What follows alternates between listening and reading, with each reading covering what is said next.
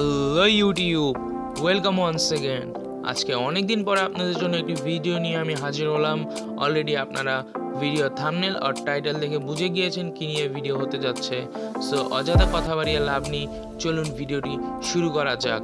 আর আপনি যদি আমার চ্যানেলে নতুন হয়ে থাকেন তাহলে সাবস্ক্রাইব করে বেল বাটনটি বাজিয়ে দিন।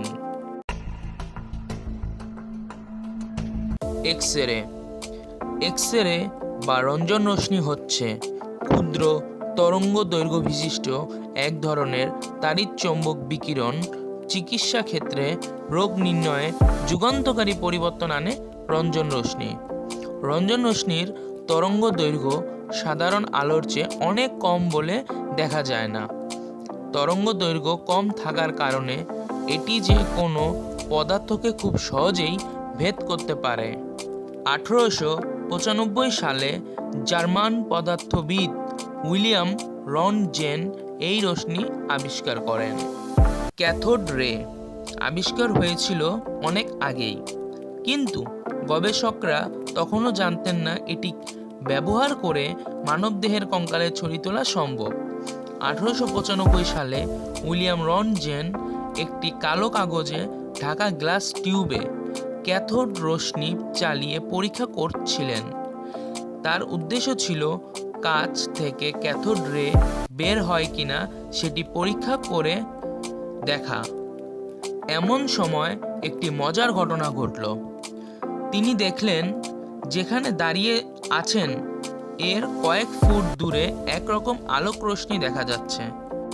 তিনি ভাবলেন কার্ডবোর্ডের কোথাও ফেটে গিয়ে হয়তো আলো বের হচ্ছে, কিন্তু পরীক্ষা করে দেখা গেল কার্ডবোর্ড ফেটে নয়, বরং কার্ডবোর্ড ভেদ করে রশ্মি বের হচ্ছে।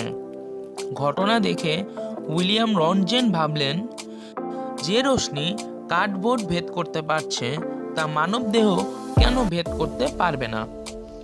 যেই ভাবা সেই কাজ। তিনি তার স্ত্রীর হাত সামনে রেখে পরীক্ষা চালালেন এবং দেখলেন ইতিহাস বদলে দেওয়ার মতো একটি ঘটনা ঘটল।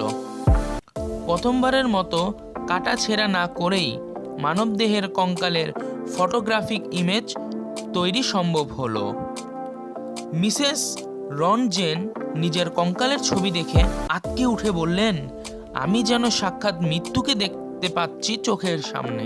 অদৃশ্য এই রশ্মির বৈশিষ্ট্য অজানায় থাকায় উইলিয়াম রন্টজেন এর নাম দেন এক্স-রে। অবশ্য এটিকে তার নামানুসারে অনেকেই রঞ্জন রশ্মিও ডাকেন। আর এভাবেই ভুলবশতভাবে এক্স-রের আবিষ্কার হয়ে যায়। তাহলে আজকের ভিডিওটি এ পর্যন্তই। আজকের ভিডিওটি কেমন লাগলো আপনারা কমেন্ট বক্সে জানাবেন এবং আপনাদের বন্ধুদের জানানোর জন্য শেয়ার করে দিবেন।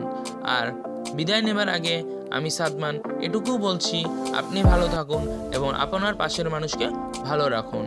আল্লাহ হাফেজ।